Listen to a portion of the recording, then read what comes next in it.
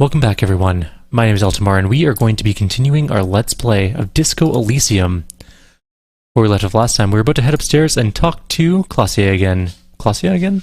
She is going to tell us the truth now, in theory, about what happened that night.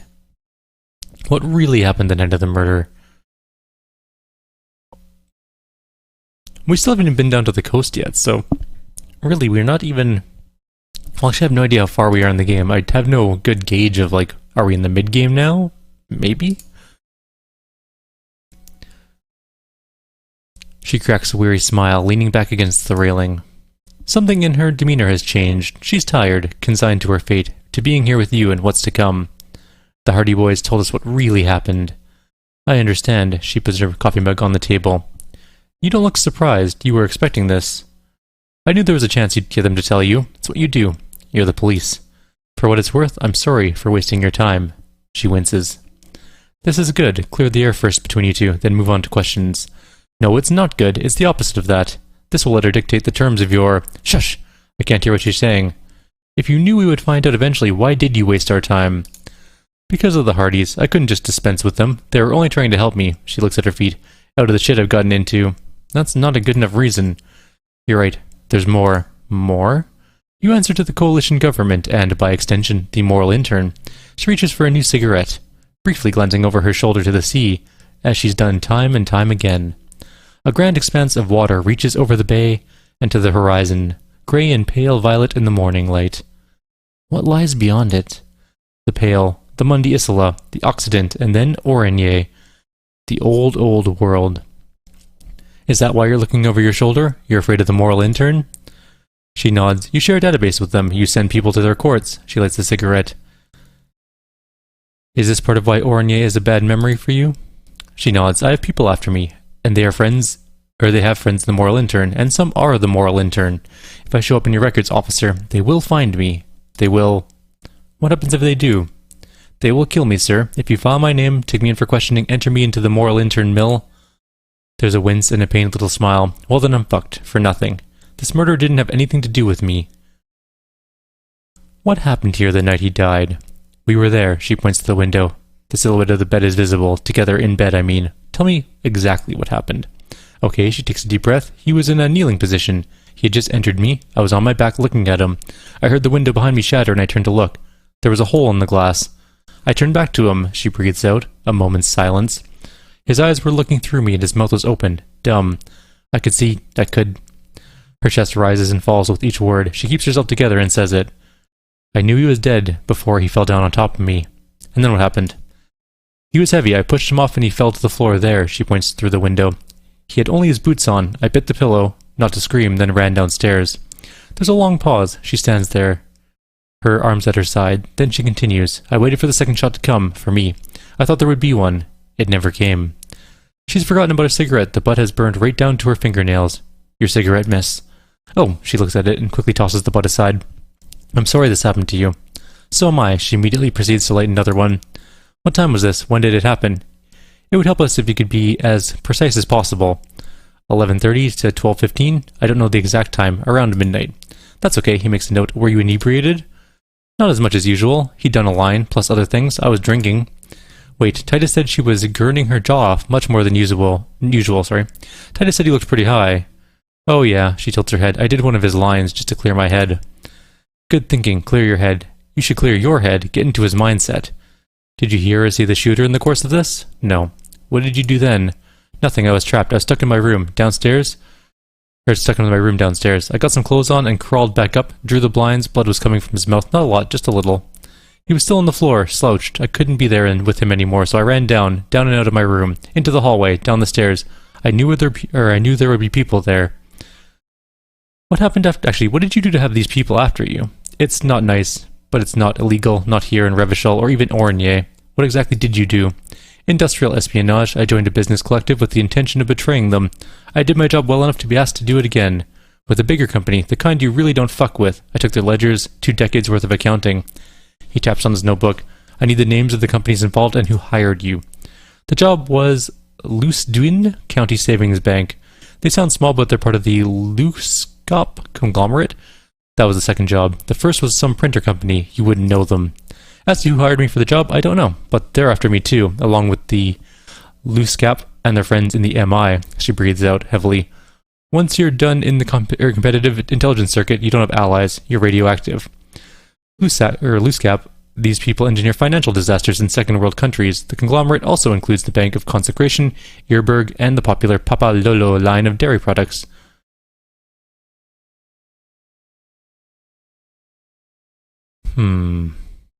Serves them right. When I'm king, the savings bank will be the first against the wall. This was not a joke. Real people lost their jobs, not just in the C-suite either. Good people. What I did to get to accounting, she shakes her head at the thought. A lot of people got hurt, but that's just more of my shit you shouldn't have to deal with. You're solving a murder.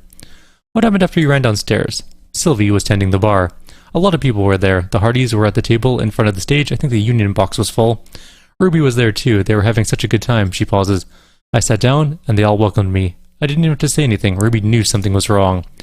Ruby? Before we continue on, who's Ruby? Ruby, you know, the leader. The leader of what? The Hardy Boys, she says as if it's self-evident. I thought Hardy was the leader of the Hardy Boys. Well, nominally, yes. Ruby's the one they go to when things happen.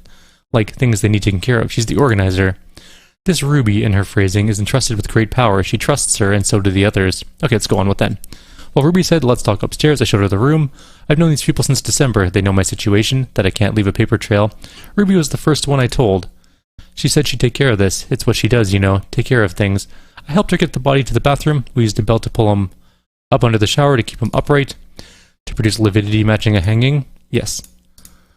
We completely missed the tampering. Looks like you got there in time. What was this, 20 minutes after death? Oops, I missed that one. About 20, yes. Ruby explained it would make the blood, you know what it does. She looks at the ground, then raises her light brown eyes to meet yours. Then what did you do? Ruby was outside, or went outside to talk to Titus and the boys. I was just looking at Lely in the bathroom. I had to put his clothes back on, his armor too. It was tough, but I seen him take it off and put it on many times. It took Ruby maybe half an hour to come back with Titus. I'd gotten him ready by then. They carried him out. I knew what they were going to do, make it look like a hanging. Ruby said they would. What did you do while they were hanging him? Ruby said to wait here. She also said I wouldn't see her for a while, that we should lay low or something, so I did. That's Ruby. Where's she now? I don't know. I haven't seen her since. We will need to take this question to the Hardy Boys. When it happened, did you hear a gunshot? When he was shot, she thinks? I may have. I don't know. I couldn't hear anything over the glass exploding. Could the people after you have killed him? It was the first thing that went through my head, and then I heard the glass break. And? I thought they'd found me. They've killed him to punish me. All last week I tried not to talk to anyone or be seen with anyone. She looks at her cigarette, so they wouldn't be hurt. I've come to understand, however, this is paranoia. What happened didn't have anything to do with me. It probably didn't. Or, I don't know anymore. All I can do is wait here. She looks at the table. We can't go after Loosecap. Not yet. There are other saner leads. I didn't ask you to, Lieutenant. If there's one thing I know, it's that you'll get nothing from there. Why did you call the cops if you're hiding? Because I'm an idiot, the answer comes out fast, which is an indicator of truth. I don't think so. Why did you do it? You have to understand, the people around here, nobody was making the call, and he kept rotting, and then they picked his clothes off, and that little fucker threw stones at him. He kept throwing stones at him for 3 days. I could hear the thud, thud. She shakes her head. So I called you. I hope with all my heart it's not the last thing I do in Revachol.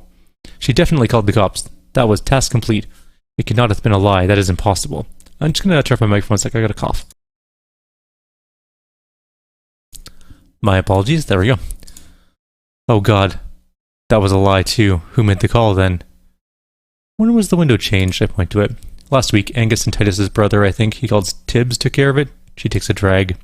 You should have another look at that window after this. Reconstruct the scene. It's right there. In her bedroom? Inside? Yes. You see the glass sparkling out of the corner of your eye. Did you kill Ellie? What? She gathers the last vestiges of her strength. Why would I put myself through this insanity? Get myself cornered like this? There's a silence. The wind picks up. He wouldn't have died if it weren't for me, I know that, but I would never hurt him. All kinds of crazy things happen when drugs are involved. Sweet, sweet drugs. Downstairs people have this crazy idea that you killed him.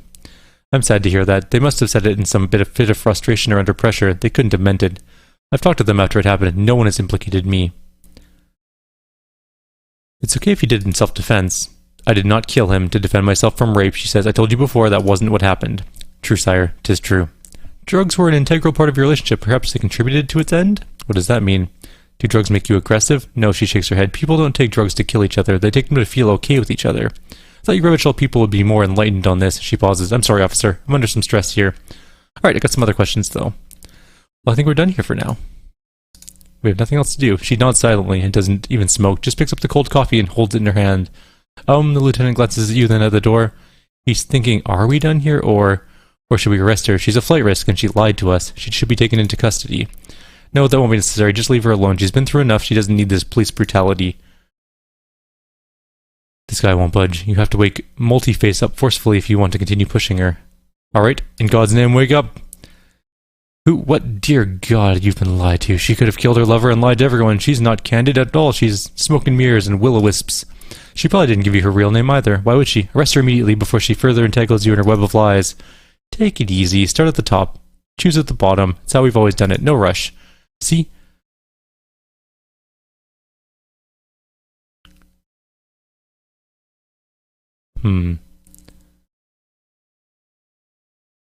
Your real name isn't Classier Amando.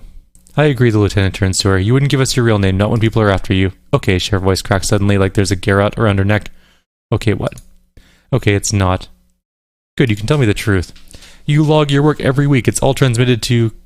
Commencer. I couldn't just beg you not to enter my name, so I lied. I lied before, like I did at LCESB. I have to lie all the time. She looks at her hands, her fingernails a chipped white. I'm so tired of it. Was the passport bullshit too? The passport you kept hidden?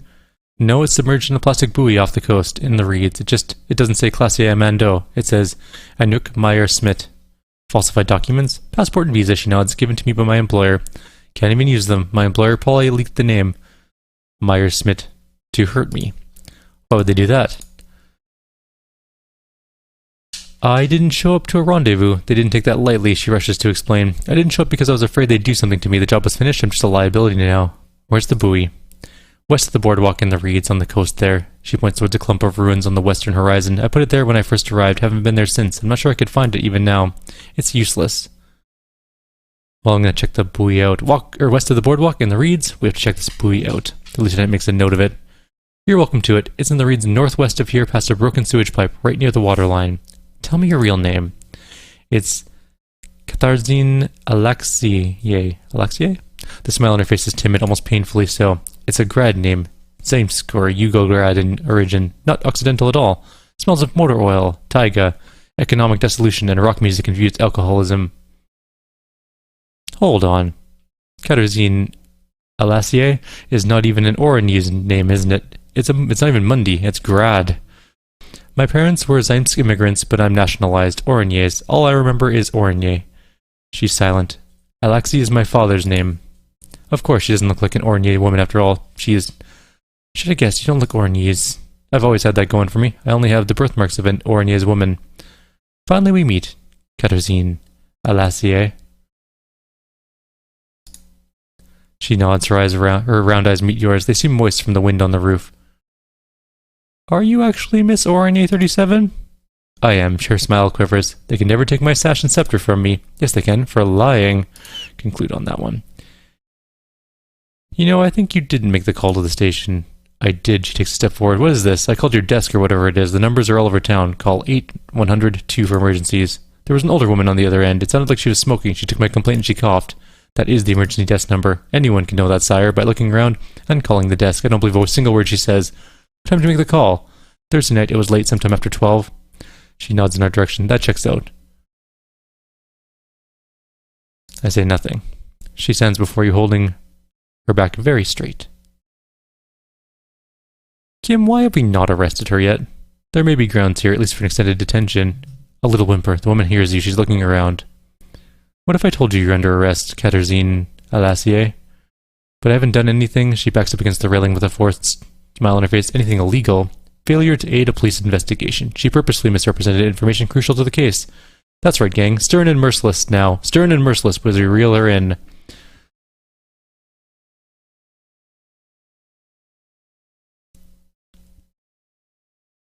You misrepresented information about the case. Without the Hardy's confession, we would know nothing. The lieutenant produces a pair of handcuffs. Please no. Her eyes become round with fear. She tries to back further off. I think I know who did it. Who shot Lily. I can help you. I can help you. What do you know? Who shot him? She's silent for a second, as if looking into herself for certainty. Then in a hushed voice she says, Ruby. Why do you think it was her? She has this thing for me ever since I met her and the boys downstairs. She's been pretty frank about what she wants. What she's saying is, sex? Sex? And more, she nods. I made the mistake of confiding in her and told her I was on the run. She started protecting me. It became an unhealthy relationship. When I started spending time with Lily, she says in a near whisper, she told me to end it. Said there would be shit if I didn't. It was not a good meeting. We stopped talking after that, but... I don't understand, the lieutenant sounds incredulous. He still has the cuffs in his hand. What exactly in your relationship made you think she's romantically interested in you? She says she's in love with me. She even asked me to run away with her when I told her I'm a fugitive. She started developing notions about our relationship. And you let her on? The lieutenant narrows his eyes. A little. I was flattered, you know, but then I had to let off, and it was not easy. I came to regret being friendly with her. She looks at her feet. Maybe kissed. Nothing more.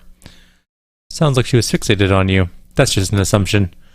I know what it sounds like. That's why I didn't want to tell you before. She raises her eyes to meet yours, but she knew what happened when I came downstairs. Somehow she knew. Lily was dead. She wasn't surprised at all. When she came up here, she was calm as a stone too. She cleaned it all up like she had a plan. That is a little strange. People don't usually keep things together under a stress like that.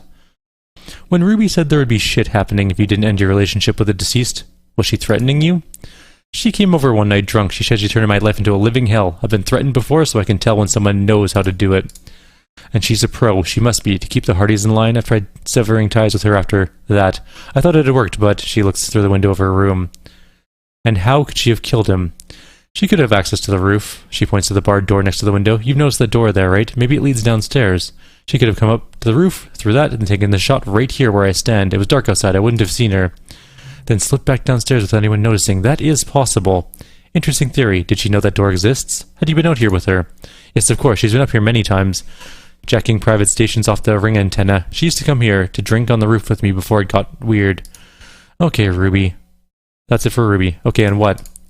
Arrest the liar now. Why? She told some pretty interesting things there. Don't arrest her. Push her a bit more, but then let off. That Ruby theory was solid, and she's beautiful.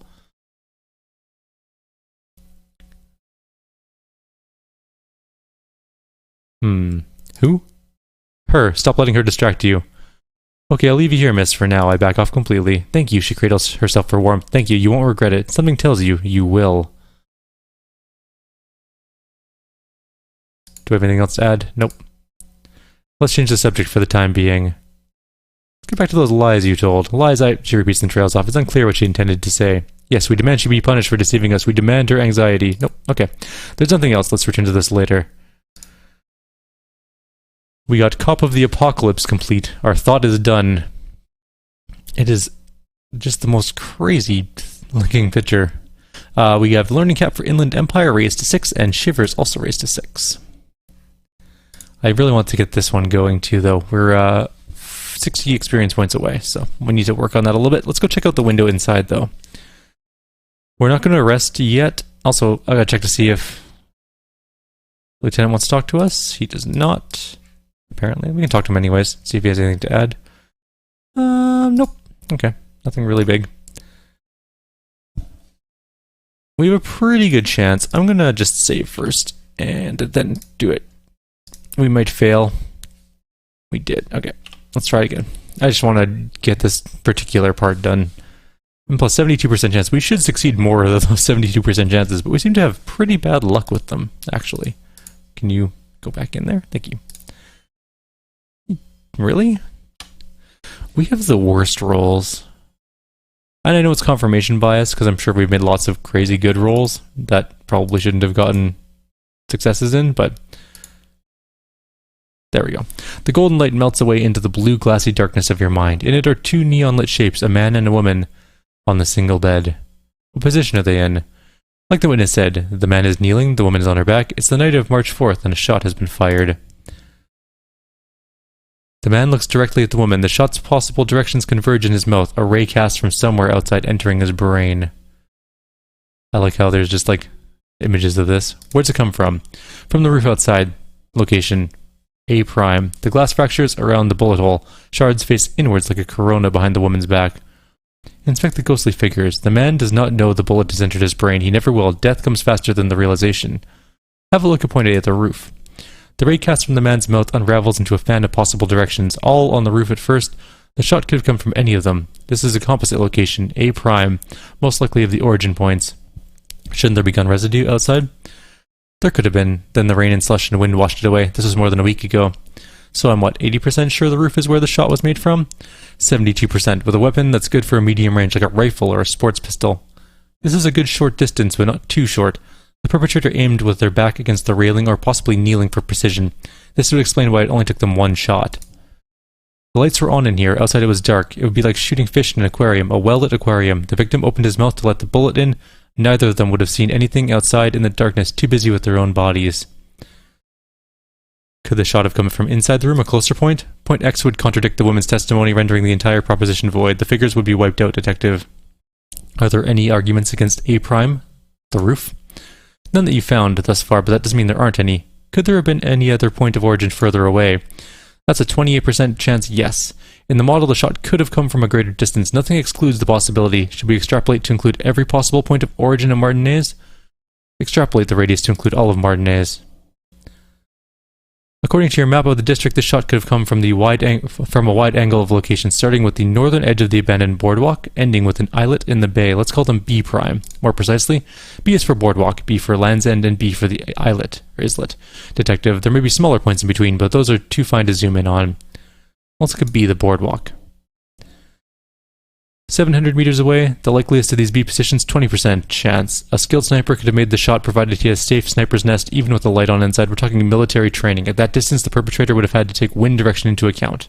Land's End, 1.2 kilometers away, the least likely of these positions. Let's say 3%. A truly skilled sniper could have done it, possibly from a tent. No, too far-fetched. The islet. Or islet. 1 kilometer away, an unlikely point of origin beyond the docks somewhere. On an islet in the Bay of Martinez, perhaps? There are islets there, badly charted as they may be. The shot would have been a small miracle, 5% likelihood. There is an extremely narrow field of view from the bay to the window between the Rue de Saint-Ghislain, 10 and 33A. The angle would have been extreme, and access to the islets is questionable. Kim, do you think the shot could have come from further than the roof in Martinez? From where precisely? Let's say B prime, the boardwalk. B double prime, Land's End. B triple prime, the islet. I see you've given this a lot of thought, he remarks, raising an eyebrow. Are those the locations you've singled out, in addition to the roof? And what is the likelihood, in your opinion, that they came from a further distance? Much less than from the roof, but still. Okay, we should see if there's gunshot residue or sniper's nest if we go down the coast. Rule those spots out one by one. It would be the diligent thing to do. Until then, personally, I'm going with the roof version. A simple hypothesis can be wrong, but it's something to build on. Alright. Let's go... Oops, I did the thing again. Yep, I got it. Thank you. Let's go downstairs. Let's take a quick look down the coast. First of all, we're going to try to find that passport. If she is gone at some point because I let her stay there, I'm going to be royally pissed off at her. Although I can totally understand why she would run. I would totally run too. I'd be gone so fast. I'd be like, nope, nope, nope, nope, nope, nope. These guys are going to arrest me and kill me. Well, no. They wouldn't kill me. But they would get me killed by the information getting to somebody who would kill me. Who are you, exactly? A horse-faced woman in an RCM uniform. The woman in an RCM patrol officer's uniform winces as she notices you. As Lieutenant Kitsuragi explained, a patrol officer is the lowest rank in the RCM, below lieutenant and sergeant. I'm on a murder investigation. Are you the cavalry? Hold on, you're a patrol officer of the RCM. I'm a cop too. It's hard to tell whether he's sarcastic or sincere, but if you had to guess, you would say the lieutenant is being sarcastic. Everything okay? Why don't you want to talk to me? She's still avoiding our gaze. Have I wronged you? I've done that to a lot of people. She shakes her head and breathes out.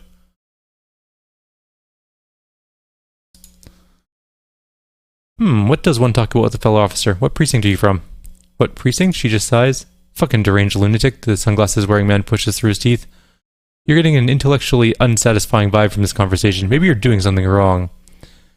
You're the police, right? Cool, so am I. I don't... She looks around. I don't know what to say. Don't say anything, Judith. Wait, is he police? Me? No, I'm just a man with sunglasses. Like, I like wearing sunglasses inside. Sunglasses and a fucking wig. What are you, the police, doing here? I'm just looking out for... No one, the man looks at her. I'm just a man with sunglasses and you are... A policewoman. Yes, her voice is quiet. A policewoman who wants to do her job, that's all, she says quietly and looks away. Okay, bye. Who are you, then? Your ruffled face reflects from the man's sunglasses. I know, it's intentional. The woman in the RCM uniform interjects.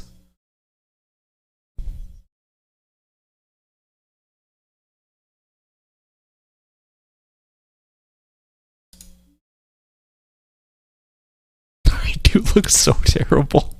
Like, really, really bad. Oh, I have the worst outfit. He scans us from head to toe. There's something about this guy that matches with a face in your head, a similar but different face. The suit, the sunglasses, the haircut, he's famous. That's how you know him. We'll give this one a couple chances. Watch out for yourself, loser. That voice, so very familiar. Did you hear it when calling your station and reporting your badge missing? Wait, your voice, I recognize it. Oh, really? I wonder where. I lost my badge recently. When I called in to report it missing, you were there. That's... the where you remember me from? Yes, I haven't seen you before. Oh, okay then. It's probably a coincidence. People sound alike. Goodbye. Let's try and do this challenge. There's something strange about this guy. Figure it out. Oh, wow. You know what it is. It's like the two of you know each other. Just ask him. Tell me the truth. Do you know me from somewhere? Oh, I definitely know you from somewhere. Another life. From where? Another life? Yes, from another life. A different life. Maybe the life of a police officer belonging to the ranks of the... He pauses. To what station do you think you would belong to in this alternate and totally fictional reality? The 69th. He seems to be observing you through the reflective glass of his eyewear. There's no reply. Perhaps repeat it? 69.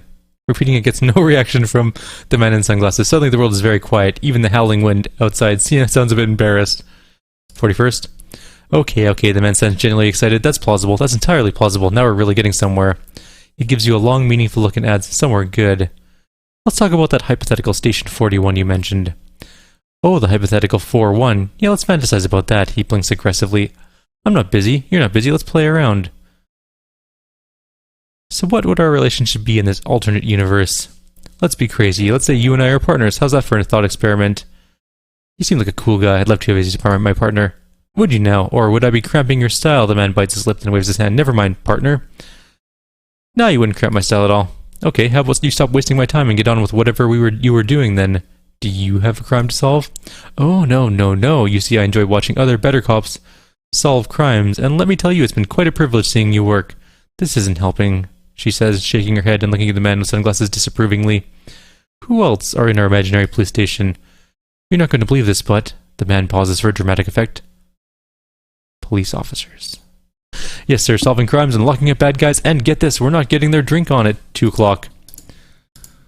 Just some regular boring motherfuckers in suits and uniforms, nothing spectacularly extravagant like you, the far-out son of Lung. Who's the far-out son of Lung? Oh, it's you eccentric genius. He winks at you sarcastically. I mean, with your unorthodox approach to police work, it has to be you. Want to tell me more about him, or her? Not even a little bit. It's an urban myth, the lieutenant says quietly, about an officer who is so far undercover he can't remember who he is. As I said, just an urban myth. You're not the son of Lung.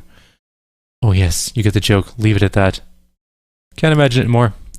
Neither can I, partner. Neither can I. His grey eyes suddenly flash above the glass frames. They feel sad. Kim, who's this guy? Kim, he shakes his head. I'm not getting involved in this. Got some questions for you, I'm a cop. About what? You don't look like a cop, he inspects you. You know what you look like? Like a megastar? Yes, he nods. A superstar cop, of course. This again. He didn't answer your question. Now will you answer some questions for me? No, he says calmly, then just keeps staring at you. Why not? 'Cause it's not my job. Why don't you go and fucking do yours and solve this damn hanging? If you don't want to answer questions, maybe you want to hear me say things. Actually, I don't want to hear you say things. Come on, Jean. Okay, say things. He adopts a lighter tone. I want to hear you say things. Hear that? He wants you to say things. Say one. Suddenly, out of nowhere, a case-related thing starts popping up into your head.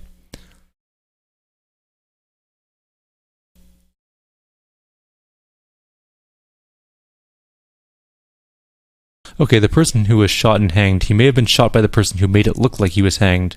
A cover-up. Where the author of the cover-up is the perp? Makes sense? I know, right? What's the motive? You don't have a motive? Then the double cover-up seems too neat. I don't know. Why are you? He gives you an odd look. Oh god, there's more. He looks at you in disbelief. You want something more. What is it? Let's talk about the hangman again. Okay, this person who was shot and then made to look like he was hanged, he might have been shot by the people who hanged him. Oh, I get it. Okay, but what's the motive? It's quite possible. Hey, why am I telling you these things? I don't know. Why are you? He gives you an odd look. Oh god, there's more. Are you famous or something? Not as famous as you, superstar, he says without the slightest hint of irony. Yeah, it's still irony. I knew it, Kim. I knew I was a superstar. I fear, the lieutenant lowers his voice, I fear you're misinterpreting the situation. Talk to me, superstar. What do you want? Okay, see you around. So that's our captain, I think, or our partner. Okay, the man with the sunglasses and his hypothetical Station 41. Weird, right? I know, super weird. There's something we're missing here. Something you can't put our finger on. You know what? Just ask him. I know it sounds crazy, and you'll probably get laughed at, but still. I was thinking the same thing. I should just ask him if we're from the same station. Yes, just cross it off the list. It's probably not true, though. Look, I just have to ask. Are we from the same police station? I'm gonna say no, just to see what you'll say to that. What do you say? Okay. Okay? Jean, he said okay, give it a rest. Okay, I was clearly wrong. He is a firefighter, male nurse, animal control agent, something of that kind. Not a cop. Go on with your cop work. Don't let me stop you again. Okay. He's our partner, and he's really unhappy about this whole situation, obviously. I would be too, because my character is just screwing everything up horribly, but that's okay. We're going to call it a video here. We are at 31 minutes, and that's going to be it for the night. It's 9 o'clock. Oh my god, it's already 9 o'clock. It's time to get ready for bed. Yes, I am not really old, but I got to get up early tomorrow, so unfortunately this is going to be my last one. I'm going to set it to encode, go have a shower, and then upload it, and then I will see you guys tomorrow. There, working class drunk. You know what this means, right? Case solved? Who's Dick Mullen now? I am. Cracked it all in a good day's work. Wait, what did I crack exactly? What do you mean, what did I crack? Look at how the working class drunk that is. It's her husband, the missing husband. Yes, and you found him. Now go and tell the working class woman. Protect and serve, recruit. Give me champagne, I'm going in. There's no need for champagne when there's honor, recruit. Go tell the working class woman what you found right now. We will do that, but we're going to save here. Like always, if you have any suggestions or comments, please leave them below. Otherwise, have yourselves a wonderful night, and I will be back tomorrow.